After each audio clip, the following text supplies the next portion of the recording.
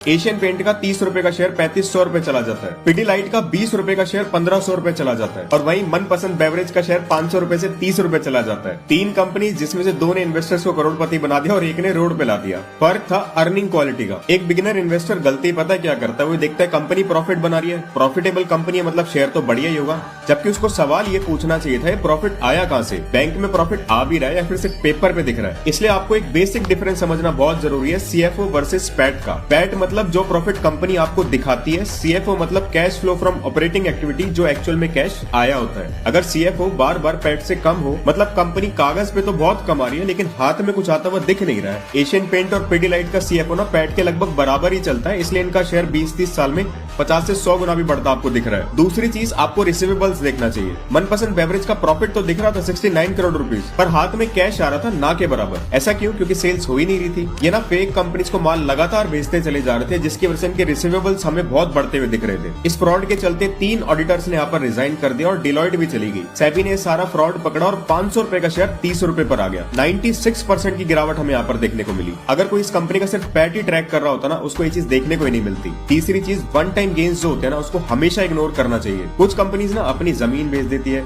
कोई सब्सिडरी बेच देता है, इसकी वजह से ना प्रॉफिट एक बार तो बढ़ता हुआ दिख जाता है, पर इनका रियल बिजनेस थोड़ी ना है, जमीन बार बार थोड़ी आएगी। तो कभी भी कंपनी में आपको नॉर्मल से ज्यादा प्रॉफिट दिखे तो एक सवाल पूछना, ये प्रॉफिट जो मुझे दिख रहा है ये सस्टेनेबल है या नहीं। तो यहाँ पर एक सिंपल सा रूल याद रखो, पैट जो दिखता है, सीएफओ जो एक्चुअल में होता है, दोनों अगर मैच करते हैं तभी प्रॉफिट रियल है। और हाँ, सिर्फ पैट को देख के शेयर खरीद लेना कुछ ऐसा है जैसे लड़की को सिर्फ देखकर उसको विल यू मैरी मी बोल देना, और भी चीजें देखनी पड़ती है। ऐसे ही शेयर्स में भी टोटल आपको 15 चीजें देखनी पड़ती है, तब जाकर आप खुद से एक मल्टी बैगर स्टॉक